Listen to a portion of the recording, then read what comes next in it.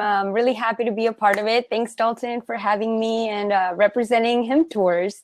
My name is Cynthia, and I've been in the education part for about 15 years, and I've taught English, Spanish, and Portuguese all over the world. Not all at the same time, but variety. And I recently moved, well, not recently, about 10 years ago, I moved back to the States. I moved back to Austin. And this is where I kind of came into a crossroads of what I wanted to pursue. And so I continued educating here in Austin. And I've been a director at an ESL school for a long time. And so now, a couple of years back, starting 2018 with the Farm Bill, I've always been a cannabis enthusiast. And my friend Leah and myself, we kind of were at this crossroads with our careers to see, how we wanted to continue. And basically we stumbled upon cannabis, the market, and how we could put our skills into it. So together for now over a year, we've had Hemp Tours. And basically we focus on educating consumers, because we noticed one of the biggest things was a disconnect between consumers and the people that are selling it, the retail, and it's a new company, new industry. So a lot of people didn't know and were maybe a little apprehensive. So that kind of gave us the idea of creating something in a fun way. We didn't create a tour, but we try to find unique experiences, unique partners. And then we do a lot of other events surrounding that, but focusing on education. Muted, Dalton.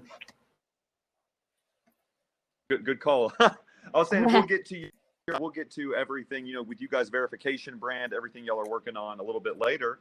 How about you next, Farhaj? Let us know what moves y'all are making. Yeah, so I'm the CEO of Canna. We built an integrated. Hey, Chelsea, glad to have you on. Can you? The platform still says our video is not on, so I'm glad you guys can see. We can hear and we can see you. So if you just don't touch anything, I think we'll be in good shape. I will not touch it. We were just getting into it. Cynthia already went. Farhaj is telling us a little bit about himself, and we're just gonna, about 2 minutes each, explain. Then we'll get into these questions. So you can great. Keep going, Yeah, so getting in my intro, I'm the CEO of Canna. We're built an integrated hiring and training platform for the cannabis industry. Essentially, we give licensed cannabis touching businesses like farms and dispensaries a software solution where they can press a button and hire vetted, trained, trustworthy workers. So we're live in Oklahoma and growing pretty fast. It's exciting. How about you next, Mr. Chang? Hey, thanks for having me, Dalton. My name is Richard Chang. I'm an attorney here in Dallas, and I started off in this interesting and burgeoning industry back in 2013, really coming in from the healthcare side. And historically, I've been a healthcare regulatory and corporate attorney, and just got more and more integrated into it over time. Joined a national firm that had a national cannabis practice, really kind of cut my teeth there. And then obviously prior to that, I was also the outside general counsel for the Texas Cannabis Industry Association.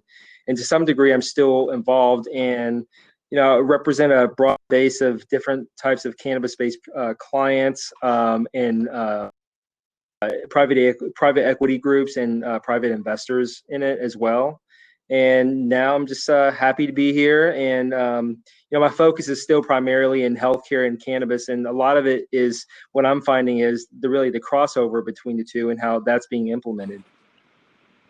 That's exciting. Wrapping up these intros, Chelsea, let's get into it. What's Ritter Spencer up to? Everything. Phenomenally busy. So I'm Chelsea Spencer. I am a hemp and cannabis attorney with Ritter Spencer PLLC, which is based here in Dallas. Also have offices in Florida. I represent clients across the United States in the hemp and cannabis industries. I also still practice intellectual property, though I don't prosecute any patents, and I'm trying not to litigate any IP matters. But I do still handle my trademark and copyright, which is where my career started. But in the past 6 years ago, I've had a pendulum swing almost completely over to cannabis and hemp. That's a lot. That's being modest too. You do a lot for the industry. It's really exciting. We have a great panel. I'm glad everybody's here and fully functional. We can see and hear everybody, so that's exciting. We'll start back with you, Chelsea. from a 10,000 foot view, there's a lot of people out here, cannabis, medical marijuana, recreational people. It's confusing. From a 10,000 foot view, can you give us a quick update on where we stand? Because we do have a medical cannabis program here. We do. That's a bit of a difficult question from a 10,000 foot overview, but I will do my best. Here in Texas, we do have a medical cannabis program, and I use that term lightly due to the confines of the program. But Texas passed the Texas Compassionate Use Act in 2015, which is our medicinal program. Originally, it only allowed for physicians to prescribe or recommend a low THC form of cannabis for capped 0.5 here for those with intractable epilepsy. In the last session, we were able to get that qualifying list of conditions expanded, albeit not as expansive as we had hoped. And there were several conditions added, including Parkinson's, Alzheimer's, terminal cancer, other neurodegenerative diseases. Those are all in the statute and available. As far as the hemp program, on June 10th, 2019, Texas finally passed an agricultural production program here in HB 1325, which permitted Texans who were properly licensed to grow hemp as an agricultural commodity. We are still a bit behind in the program because even though the statute charged both the Texas Department of Agriculture and the Texas Department of State Health Services with drafting program rules governing those programs, both entities took a little bit longer than expected in rolling out those rules. TDA earlier this year in February to April timeframe, and Dishes recently finally got their rules adopted and implemented on August 2nd, so about less than a month ago. That's pretty good. So, I mean, in a layman's terms, the way I see it is our medical cannabis program is really limited, but we do have hemp in the ground. But, albeit it's complicated with certain regulations and stuff. Yes. That might be a good time to bring you in here, Cynthia, because Hemp Tours has been trying to do a good job of making sure these CBD products, the hemp products, are compliant with the Texas rules, ever-changing rules, as Chelsea just mentioned. It goes up and down. Government works at the speed of light, of course. So, things are always on time. Can you explain the mission of Hemp Tours and how you guys are trying to verify certain products that are in the market right now? Yeah. So basically, when we started, touring, visiting the country ourselves and going to different hemp farms and to go to facilities to see how this product is made, we really wanted to educate ourselves first before we even wanted to figure out where exactly we to be in the market. And ultimately, one of the biggest things was that from the plant to the final product, it wasn't always the same. It wasn't always consistent. There were a lot of holes that when we would ask people questions, about just when was this product made? Why does it look different? Why is it weird? There were not a lot of answers. And so moving into Texas, or bringing all of this knowledge back to Texas, when we started going and seeing the very few retailers selling these products, it was us asking the exact same questions. What is this? Why does this product look weird? Why, it smells weird? And just asking them how much they knew. And a lot of them did, but a lot of them didn't. They just knew that, hey, I can sell this for this price and get this much money. So do you want it? And so there were no rules, like Chelsea said, it just recently that the retail side had some sort of guide or has some sort of guidelines on what to do, what's allowed, what needs to be labeled, very important. So that's one of the things. So our mission, going back to your original question, is to educate a consumer and connect them to a verified brand. That's our mission. Just connect these educated consumers to not just buy brands that they identify with, but that they vibe with. We realize that every single different brand, different company has a different mission and a different story of why they're in it. So we realized very, very recently on that it was very clear line of the people that were doing this correctly, even though there weren't guidelines for it. And there were people that weren't. And then we started seeing products everywhere, like in gas stations and just, head shops. And there's nobody really to educate that consumer there and nobody to answer those questions. So through the process, we make sure that we kind of wanted anybody that we highlighted, represent, or visited, we wanted to make sure that our consumers or our tour participants were going to a safe place. So we asked every single person, where do you get your product? Not for us to tell me, your manufacturer or anything, but do you know the farm? That's very important, because what kind of testing is being done at this farm? And then do you do a third-party test once you have this product? Those are the two very important stages of this, and not all of it was getting done. So the people that we chose to partner with were people that knew that and that had that. And then there were some that didn't even realize they should have that or know that. So then it was on that side where we started really working with retail and saying, hey, maybe something, they're not bad people, they're just misinformed. And so we were trying to really bridge that and connect. So it's just kind of verifying to make sure that they're a legitimate business, they know where their products are coming, they know what it means to be verified, and know what a COA is. And then also that they are allowed to do business in Texas. Some of them didn't even have a retail seller certificate, and so just little things like that. I mean, I really appreciate that good explanation, and people can hopefully go back and listen to it, because there are so many micro things in this thing. Something that I saw when my grandma was getting AARP, ads, and you can't tell, you can't even Google on the internet where these things are coming from. And then you kind of realize if you don't control the supply chain, and that's why it's cool to bring you in here, Farhaj, because you're up there in Oklahoma, but you are in Texas. You see these things. The employment side is different. You guys obviously have different rules. Maybe we can stick Chelsea on you later to talk about how much better Oklahoma has it than us right now. But what from an employment side? Whoa. I will never say Oklahoma has anything better than Texas. There we go. Yeah, same thing as the government being good. It's in the same basket. So Farhaj, from an employment perspective, because you guys offer this in Texas, convicted drug felons are having a really hard time entering it. That legislation's not even really figured out yet. In Oklahoma, can you kind of touch base on, who's allowed to work and the different type of things you guys are seeing up there? Yeah, I think it's really interesting. Fun fact about Oklahoma, and I like to refer to it as the free market capitalist cannabis state. They have the largest number of cannabis licenses in the U.S. There's like over 6,000 farm licenses, 2,000 dispensaries, 1,000 processors, and the market is growing pretty rapidly. One of the most interesting things is, like, unlike more of the mature markets, they don't really have a medical marijuana worker program here. I think OMA is starting to get a lot stricter with respect to compliance, the seed to sale, the testing, and a lot of the other ancillary things that play a key part in the decision-making process of ensuring, quality of the actual product and communication with the consumer. But on the employment side, it's a free-for-all, and I honestly think that's phenomenal. One of the challenges is, we've noticed that for the most part previously, pre-Canna, how people found jobs in the industry it was hard, because unless you had like a 1 or 2 degree of separation to an owner or a key decision-making person at that enterprise, it was very hard for you to, get the credibility, right? How do you get certified for a job in cannabis and tell somebody you have experience doing trimming, defoliation, cultivation, soil work before? It's like a murder mountain. It's like a murder mountain situation on. Yeah. And it's very hard to be able to match and live up to the expectations. But we're doing a lot of awesome work, and I think the state's also being very proactive. What we are doing is actually launching this product called Canna University, where we have a cultivation 101, bud tending, retail course. A lot of these things where workers can get certified, and then we use Canna's brand as the credibility arbitrage to match farms with on-demand labor that they're really excited about, and then additionally make full-time hires.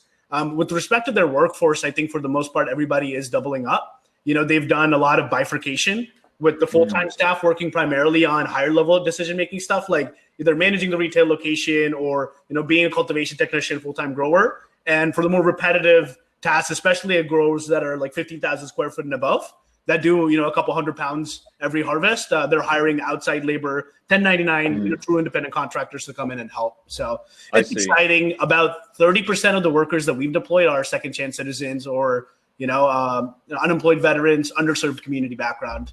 I see. For me. Yeah. It's a great place. I got goosebumps, not going to lie, because it is cool. I've seen that on you guys' website. I've heard you talk about it, because so many people, when you hear cannabis industry, you either think investor stuff or you think, how can I get a job? And then people find out it's hard to get a job. Nobody's hiring. It's not get rich quick, scheme like everybody thinks. Like, you actually have to get in there and work and figure it out, especially if it's going to be a commercialized crop. So I'm excited to get back to that. I I keep wanting to call you Professor Chang. You're just going to have to let us do it at some point. I'm going to take your course if you have to let me. No. I'll have to go sign up there. But you have an interesting perspective on this because, hemp is an industrial crop, CBD, but it's really medicinal. Medicinal cannabis is why I started becoming an activist so hard, activisting everywhere, as they say. But you haven't only worked in Texas cannabis policy, but you're a pretty renowned healthcare, regulatory, and corporate structure. How do these industries complement each other? Sure. No, it's that's a loaded question, but I mean, let's start off really discussing on the medical marijuana side, because I think it is relevant, and what I'm seeing is it's becoming more and more relevant even here in Texas. I'm actually representing a few physician groups here in Texas that's registered with the Texas Compassionate Use Program, and there are a lot of different healthcare considerations when you're dealing with physicians who are recommending medicinal cannabis, regardless if you're in Texas or in another state. For one, if they're a certified Medicare provider, if they're under a federal healthcare program, there are some restrictions when it comes to that, because when you agree to do business with the federal government, you're also agreeing to not commit any types of not commit any types of crimes, and to be associated with criminal activity. And unfortunately, whether it's adult use or medical marijuana, it's still a Schedule I drug under the Controlled Substances Act, thereby making it federally illegal, right? So you do have that issue of the conflict between state and federal law, and of course, federal law having some preemption effects on that. And concurrently, some of these physicians are getting into the world of hospice. I'm seeing more and more nursing homes and hospice providers implementing medical marijuana into their treatments, and also creating using what's called a lockbox program in facilities to allow self-administration of medical marijuana during really during that post-acute care phase in their treatment, after they left the hospital or whatever, to address whatever physical ailments they may have. That's just the medical marijuana side. Of course, the CBD, the non-medical marijuana, or the low THC hemp cannabinoid side, what we primarily hear is CBD, but keep in mind, CBD is just one of over 100 different types of cannabinoids in any cannabis plant, and I think we've barely scratched the surface on what's really out there. Now different groups are doing research on CBG, CBN, and looking at sleep, looking at cancer medicines associated with biopharmaceutical companies. And so that's the tie-in with obviously healthcare. And of course, I can go on, but given the amount of time, I think what's important to understand is that despite the federal legalization of CBD products or hemp cannabinoid-based products, it is still prohibited under the FDA guidelines. In fact, the 2018 Farm Bill specifically carves out the fact that the FDA still has unilateral discretion on how to handle that. And unfortunately, the FDA hasn't given a whole lot of guidance. But in short, CBD products cannot be deemed a dietary supplement at this time because of the Food, Drug, and Cosmetic Act at this time. And if we have time, we're going to circle back to a few FDA questions. And for the folks listening at home, it takes a long time to track somebody down that understands this at a high level. So we're really honored to have the panel we have here today. You won't find this stuff on Google. But real quick, Richard, do you think cannabis is a public health issue? Do you see it as that? Well, I mean, it is a public health issue for both good and bad, right? I mean, listen, I'm a big advocate. I'm a big fan of this industry, but let's not overlook the fact that there are some negative aspects of this industry as well. It's primarily the unregulated markets, right? The unregulated markets, as well as regulated markets, does play a strong hold in the public health aspect. From a public health aspect, you're looking at obviously traditional just healthcare delivery and the incorporation of cannabis products, but along with when COVID-19 hit, we saw a boom in the medical marijuana market, or just really the marijuana market. Essential right, service. Being deemed an essential business. That's right. And why is that? a lot of individuals are using cannabis-based products as as a form of pharmaceutical substitute. So, just from that aspect, that you're impacting a lot of people's lives. From a public health standpoint, you're involving people who who maybe come into contact with products that aren't regulated, and now there's recalls, or there's involving pesticides. Right. There's, unfortunately, for people who drive and who've been associated with certain accidents, that's the negative side, right? So there's public health is such a broad term that you can incorporate a lot of different aspects of that, both the good and bad. I see. No, I appreciate your touch on that. You were talking about the dichotomy between federal government, state government. So we might have to put Ms. Chelsea on the spot here. We have a really big legislative session coming up. It really could impact the state of the entire Texas hemp industry. We can't afford to keep lagging behind. That's the joke. We're still behind, but not really. Obviously your firm is involved at a pretty high level lawsuit. You could touch on that if you want to, but what do you expect the next legislative session to happen? And what happens if we don't get the smokable hemp ban, nipped in the butt? Sure. So I'll answer that in two parts. As far as session next year, it's a bit hard to anticipate what we conceivably believe we can get done, particularly because of, as Richard said, COVID-19 came out of nowhere. And we don't yet even know what the legislative session is going to look like.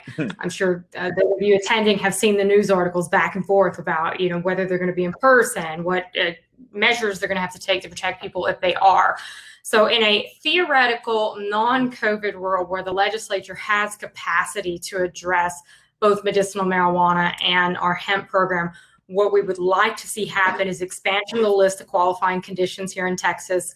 I personally have always been a huge advocate for a all-encompassing recommendation in the statute that allows a doctor who is best attuned to the patient's needs to determine if that patient requires medical marijuana. Nearly every other state has it. It's a catch-all in the statute that just says any other condition for which the physician deems necessary. Unfortunately, our legislature thinks that they know more than your physician when it comes to prescribing that medication. So I have to see that. Another thing that I think we will definitely see movement on if they have capacity is our THC threshold. We're on the lower end of the spectrum. That's an understatement.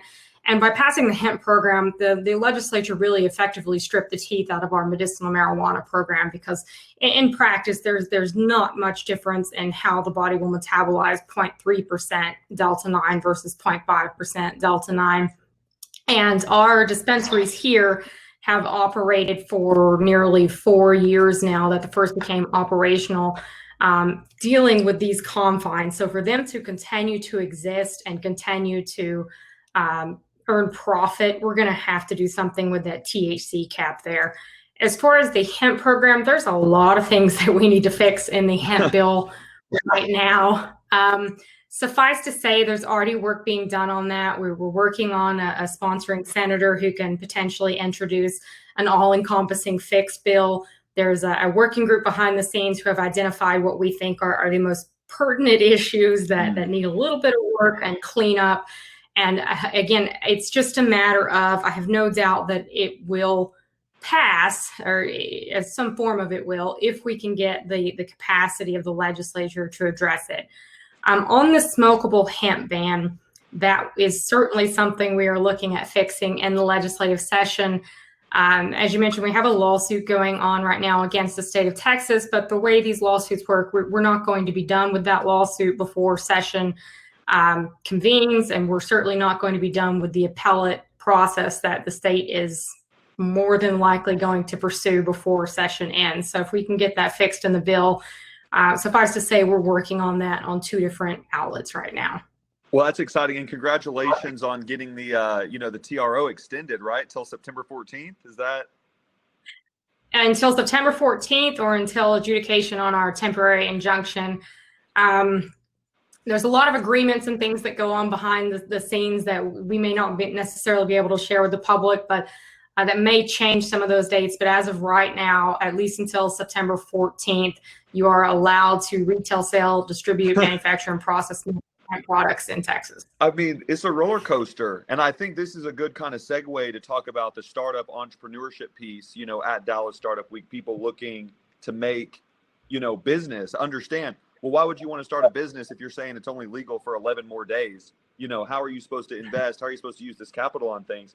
So that brings me to you, Farhaj, and hopefully, Richard, you can chime in here whenever you want, but talking about investment, Sure. I joke around that you're a living, breathing Silicon Valley character. Because when I first met you, we were talking, and all of a sudden every investor summit I've seen, anybody that's an investor on LinkedIn, I see you're interacting. I'm like, man, this guy understands his chops talking to these investors. A lot of cannabis entrepreneurs, especially ones I've seen around in the activist circles, have no idea how to appropriately speak to an investor. I'm still working on that. Yeah. So could you give some tips on how, you go about raising money, how to find these groups, and how the appropriate way is, to try to start a cannabis business right now? Absolutely. There are definitely challenges, especially as like we're a company that is truly ancillary software. We just provide these legal cannabis businesses with, software solutions that increase their operational efficiency. But we've had huge challenges. Like we got denied a bank account 33 times. We had a bank pull our account mid-wire from an investor. We've met a ton of investors that we would have loved to work with who have vice clauses that trickle down from their limited partners that prevent them from investing in the cannabis space overall. I think one of the main reasons why we were able to be successful because I truly believe that this is not the future of cannabis work. This is the future of work, and it happens to be in cannabis. And we're democratizing access to education. We're totally destroying the imaginary glass ceiling, that actually has the credibility problems that prevent people from getting into the space. And we're institutionalizing it, showing people that they have a lot of upward mobility. When you look at a gig economy startup like Uber, for example, the ultimate success criteria for a worker on their platform is to become an Uber Black driver. And part of my French, but that's why the best drivers churn the fastest and, they move on with their life. But with cannabis, though, it's totally different. You start off as a trimmer, you get upskilled, you learn about cultivation, you become a cultivation technician, then a part-time grower, then a full-time grower in a couple of years, and you get a lot of this experience and can transition, either into an operator earning 6 figures a year or, to become a business owner yourself and launch your business. And I think building out that infrastructure and tooling is a big opportunity for companies, and having that source of precise messaging. For example, every single investor that we've had invest in Canna are, institutional VCs, angels, that might have had cannabis bets in the past, but have a very refined thesis around the future of work and learning. And also, I guess I'm very loud and vocal about this, but the one thing that I feel like a lot of cannabis companies don't also acknowledge is how the war on drugs is systematically disenfranchised Black and brown people. And when you look at the disproportionate distribution of wealth and equity, close to 81% of cannabis companies are owned by old white dudes who used to actually invest in lobbying against industry in the past. And there's no conversation around reparations, and there's no serious conversation about building tooling or infrastructure to help underserved communities, not just Black and brown, get into the space and build a meaningful career. And I think that's another thing that we have to proactively have a conversation about. And also while building company, be intentionally inclusive from the get-go. So I hope that answers your question. Well, it opens up another part that I wanted Cynthia to bring in, because Hemp Tours, out of all the companies I've seen, has put out most of the information through Texas that's been the most socially active about not just screaming, hey, we need to be inclusive, but it's actually explaining these statistics. I mean, you can beat everybody over, with a diversity hammer, but actually showing them the statistics that are irrefutable is where we need to be, because these things are provable right now. It's not, so this, it's kind of that thing. But Cynthia, why, and the Last Prisoner Project, we got to shout them out. Why has Hemp Tours made it such a part of their mission to give a lot of these facts and statistics? You guys don't usually just say things. It's always a graph. It's always a statistic. Where does that come from inside y'all's organization? The main thing going back to just being an educator and presenting what's real and what needs to be taught, and the primary, shout out that we always want to do is make it as normalized as possible. Cannabis is in every aspect of your lives, guys, whether you know it or you admit it or not, whether not necessarily directly affected, but you may know somebody, there's always somebody that has been connected to the plant. As me, I'm Mexican. I've been living in Texas pretty much all my life. I'm a citizen now. And so I've understood that process, coming from a minority, getting into a cannabis space, and not just in the business side, but also in the personal side, and just trying to explain to my family that what I'm doing is not illegal and I'm not even touching the plant, and so the last prisoner project, and for us to support something as monumental as that, is to say, hey, everybody is doing the same thing that I'm doing, and you think of me as, you have a higher standard of me, maybe, you think that I'm educated, I'm all this, and oh, what, you're touching cannabis, it's just this crazy thing that only terrible bad people touch this plant. And so that was our primary goal, is just to destigmatize it and started from full circle. Hey, this is not something that just started in 2018 with the Farm Bill and just hemp. This is something that's been going on for a long time. And if we can't help our brothers and sisters that have pretty much kind of dug that little small alleyway of introducing cannabis into our world, then I don't understand why it's okay for everybody else to just jump on this ship right now. And I was just going to say, Oklahoma is really interesting because they're all making a lot of information public. Around 10% of the states hold medical cards. But the most amazing fact is that, since medical marijuana has been legalized, there's been a 40% reduction in opioid prescriptions. And, we asked like small questions to our workers, like what social impact related cause are you passionate about? What about the cannabis industry excites you? And one of the things that we learned totally blew our mind, which was our best performing worker, Zora. She's in her 60s, and she said that she was under 8 to 9 different drug prescriptions for about 15 years of her life and was pretty much rendered immobile. But now, she's disintermediated and completely moved over to cannabis, prescribed, of course. But, it's changed her life. And now she's the most active, happiest, loud conversation having person at her facilities, trimming 4 pounds a day. And, I think there's been such a lack of public funding and research that's been done into actually understand, the benefits of it, and that's something that'll be huge and something for us to look forward to over the next couple of years. Well, there'll be refugees too. Whether you have legislation that bars you from entering the industry. I mean, I'm friends with a few people that have gone to Oklahoma because their felonies are holding them back.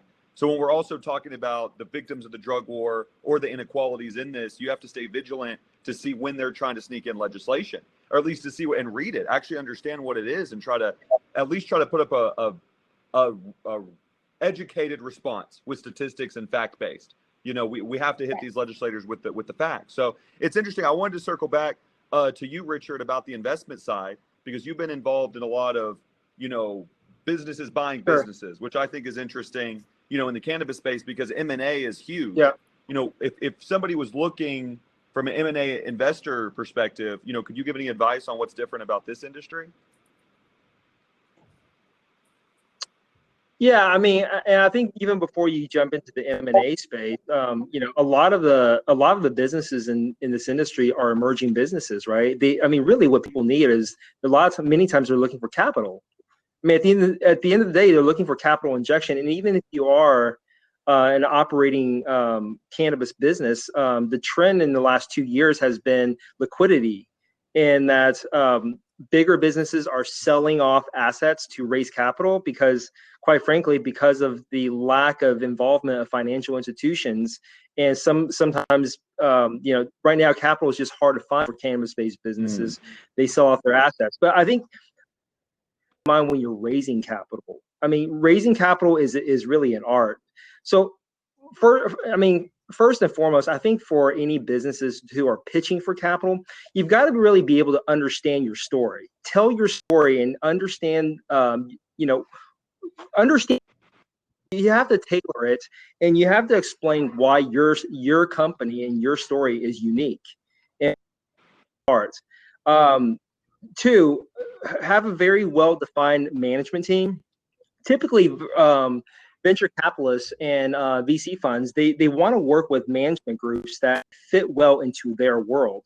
If it's not a good cohesive fit, that's a knock.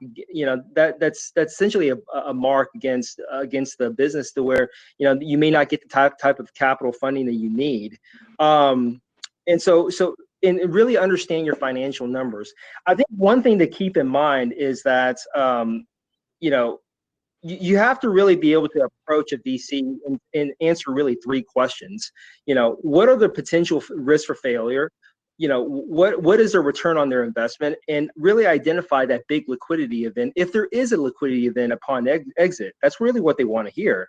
Another thing to keep in mind is that you have to have a level of thick skin and resilience too.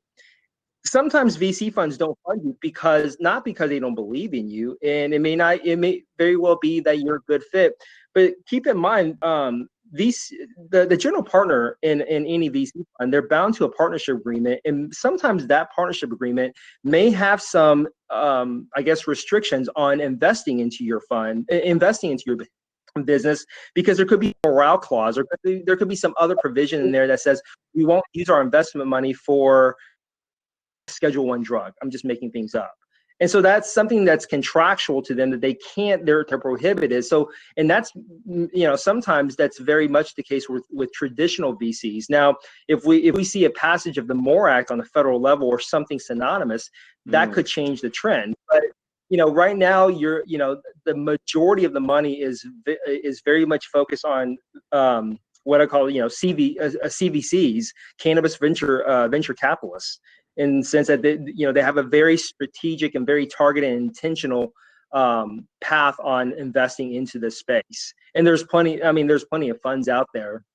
You just obviously have to develop the right relationships, and obviously be able to identify strategic relationships, because there are a lot of players in this field. You have your third-party ancillary providers, you have suppliers, you have users. And when I say users, that's a broad term. It could, it could be that company that's manufacturing a good that needs raw material. That's considered a user in my mind.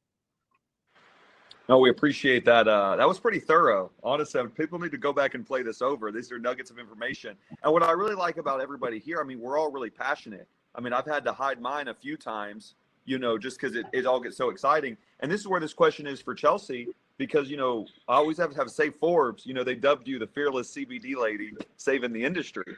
And, what drives you to speak so hard and so passionately about this? Because you could do, your wizard brain could do, anything it wanted to. Why are you so passionate about cannabis and hemp right now? Oh, well, I'm not so certain my wizard brain could do anything it wanted to. But I love what I do. I absolutely love what I do. And if you've ever met me or spoken to me, you know that if you don't want to spend probably 3 to 4 hours talking to me, you don't bring up hemp or cannabis, because to use the colloquial expression, I nerd out on this stuff.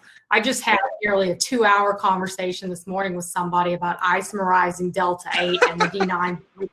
And it, wasn't being billed for it, had nothing to do with something I was working on. It was just absolutely fascinating. So love of the industry, love of the plant, but what really drives my, the quote unquote fearless part that I guess, Forbes gratuitously dubbed there. The regulators. I would love to see and envision a world in which both of my hemp and my cannabis businesses can operate freely without interference of onerous regulations. Particularly on the hemp side, I often tell my hemp clients, they have it worse than the cannabis guys, because at least for my medicinal marijuana dispensaries, they have finite regulations. They know it's illegal federally. They have finite regulations about what they can do in their individual state. On the hemp side, if you're a manufacturer or an e-commerce seller who's trying to sell into the 50 states, if you have THC inclusive goods, or the 48 to 49, depending on what good you're selling and whether it includes THC, they have to keep apprised of different, not only statutes, but regulations and rules in 50 different states who often have different labeling regulations, very different testing regulations, and then layering on top of that the issues at the federal level with the FDA. So it's very easy to be passionate about an industry when you feel it's being hamstrung by the regulators. That's exciting. No, I appreciate you saying that. We've got about 15 minutes left. I want to cover two major things, education and then entrepreneurship. So that's going to kind of be the theme. And if you want your FDA advice, you might have to track down Richard later, because that's really sophisticated stuff if we can get to it. On the education side, we need to understand what type of industry this is, what the opportunities are, and then also talking about the social impact piece of how it's disproportionately affecting less served communities, and the opportunities just aren't there. So can you start, Cynthia, as director of education, could you talk about some resources that can really shed light on where the business ideas and where the underserved community should go? Because it's one thing to pay lip service, which is something, I think we could promote here. It's one thing just to say it, but it's two, where are these information? Does it need to be created? Where is this? Okay. Hey, I see you out there. Yeah, so start with us, Cynthia, and I want kind of everybody to share some resources on where people should look, because there's only so much, and with COVID, who knows when we're gonna be able to hit an expo again. Yeah, definitely. I mean, I always tell people, I wear this pin proudly, you advocate is to do both, you don't just talk about it. It's a noun, it's a verb too. You gotta do it. You gotta do stuff about it. And so first off, I mean, definitely follow Hemp Tours. We are going to pretty much give you a list of a bunch of things that you want. Not everybody's focused on the same priorities, of course. And so not everybody's going to feel the same way. So we really don't want to focus on one specific project, but we'd like to just bring out a bunch of different resources. So the Last Prisoner Project is one that we really always work with and inform people about, letting them know that, hey, if you're interested in, not just learning about the criminal side of cannabis and the history of it, really, but it's how you can actually, what you can do and how you can help people now that are still in this system, and how it's how it's being funded. The other one is Texas Normal. They're huge on the legislative side. I know that every first of the month they have their monthly meetings, and we kind of tied that up with our walking tours, because it used to be in Austin at Flamingo Cantina. We can't wait for that to come back. But it's we would bring people that normally they didn't even know that this organization existed. So we talked to them about that and let them know that, hey, even though yes, they're focused more on the marijuana side, I mean, hemp and marijuana, it's cannabis.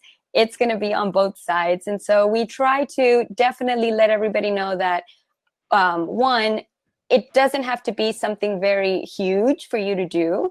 We also, we've worked with a bunch of different people in our community here in Austin, for example, the homeless community, because they, in their own little retreat, there was a hemp house that was being built, and that kind of attracted us. But Community First Village, right? Community first, yeah. Shout out, Henry. So, yes.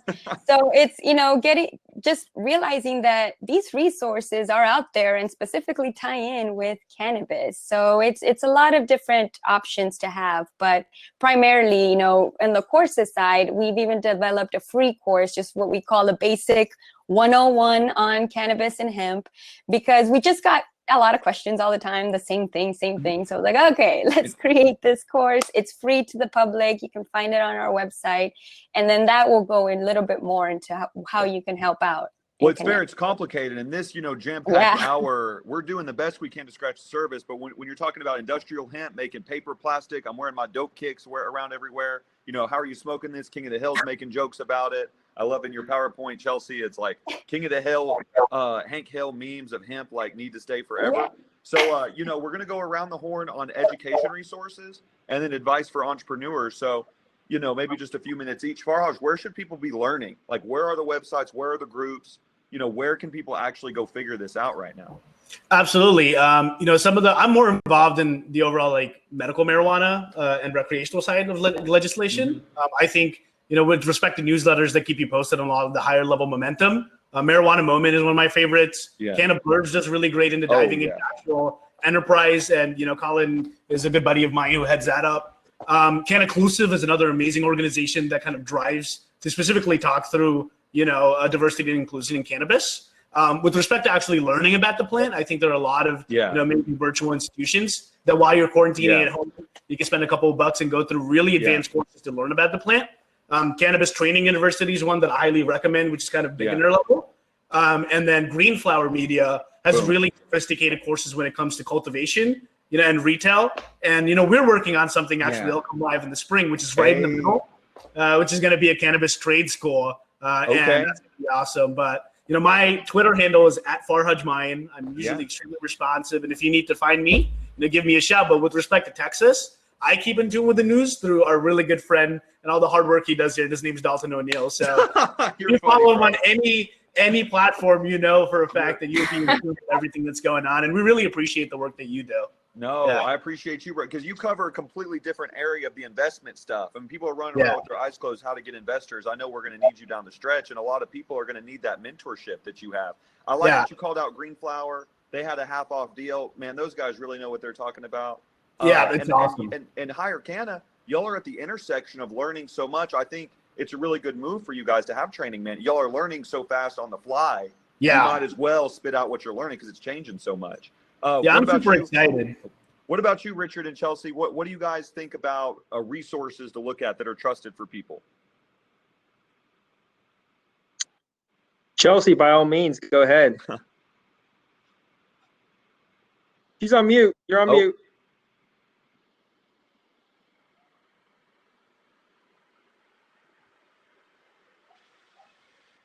Maybe. Can we try again? Maybe it's on your uh-oh. Okay, well, we'll have to see. She might be frozen. Yeah, she's moving. Okay, I can go, Dalton. Yeah. You know, I mean, there are just a ton of resources out there. You know, as far as getting your education, I think, you know, by looking at governmental websites that that's associated with the products that's at issue. So if it's in Texas and you want to learn more about the Texas Compassionate Use Program, I would check out the Department of Public Safety. Obviously, if it's hemp CBD products and understanding the FDA guidelines, there's just a ton of resources on the FDA website on how they handle CBD products. But there are a lot of other websites out there as well, such as NJ Biz, and I listen to what is it? It's a podcast, Marijuana Today. Okay, I like that one. There's trade organizations. Trade organizations are usually pretty good about issuing out the most updated regulations. U.S. Hemp Roundtable is a pretty good one. And obviously, you know, it goes without saying that if you're looking to get into this business, one thing that I always tell clients is don't do it alone. You need to create a team. You really do. Oh, yeah. You need your insurance broker, right? You need your lawyer. You need your CPA. You need a banking relationship. Granted, that's limited and restricted to primarily credit unions and community banks usually, but you really do need to usher in that team to really launch that first venture. Well, you mentioned something really good. I forgot to say it, but always go straight to the source. I mean, we're like, hey, what resources? He's like, yeah, go to the Texas, Department of Public Safety. It's like, that's a good idea. Same thing with Oklahoma, the Texas Department of Agriculture / hemp. I mean, the resources there. I remember everybody on this panel has been doing it before TDA had a hemp website. But, now that there's a website there, it's awesome. Chelsea, did we get your voice back? I can't lip read. I wish I could. Darn. I don't know what happened. This is unfortunate because this last question's good. Circling back last time, what advice do we have for entrepreneurs looking to start a business? I know it's always a struggle. You have to do a lot of different things. Maybe we could start with you, Cynthia, and go around the horn. Yeah, I mean, one of the biggest things is I maybe we talked about it earlier, but I know you mentioned to check your story. I think Richard, you talked about that. It's like, why are you starting this business? What is the reason? What is your passion? Because like Farja said, how many people are selling in Oklahoma? Like, how many licenses are there? How many, farming and everything. So check out the numbers, that data is out right now. You can see how many people have these licenses. And a great way to start looking at where you want to fit in that industry is not just how you feel about it, but also who's already in that space. And really go through the entire supply chain, because there are so many ancillary businesses that are needed. So don't just stick to the actual touching of the plant. There's a lot of other components that bring this community together. So, think outside the box for that, for sure. What about you, Richard? What's some advice to entrepreneurs that, people really need to focus at before they put this in their Instagram bio? You know, I would say have a team around you. Be ready to really put in some sweat equity into not only learning, but also talking to different people in the industry and getting to know people. Don't be afraid of failure. You know, chances are you're probably going to fail at some point, and you're probably going to come across stumbling blocks along the way. And I would almost expect that. This is a very challenging, it's an evolving industry that's highly regulated, right? It's a highly regulated industry that has a lot of opportunity, but at the same time, people sometimes they see the opportunity, but they don't really want to put in the work to get there. And so if you don't put in the work to get there, I would say kiss your chances goodbye. So be ready to work like hell, and to not waste any time, and to obviously have a strong team, and don't be afraid of failure. And that's good. That kind of got me hyped up, just in general, because there's so many things to do. I mean, there's so much to cover. I'd say, so circling back one time. Oh, if we have Chelsea. Yes, we need one more question. I switched my phone. I have no clue. My computer is still going. I hear all of you. It says I'm not on mute, so I switched you look just as phenomenal as always on your phone as your laptop, so everything's fine. Last hot question, Chelsea. What advice do we need for entrepreneurs right now? Like, what should they be thinking of before they enter cannabis, other than billable hours, like the joke I make with Paul? This may be duplicitous because I missed a little bit when I was switching from the computer to the phone, but the number one thing I always tell entrepreneurs is to get an entity. When you don't have an entity in front of you, you're risking personal liability and your assets. But the second layer to that is anybody, even your 8-year-old daughter or son, can go online to the Texas Secretary of State and file an entity.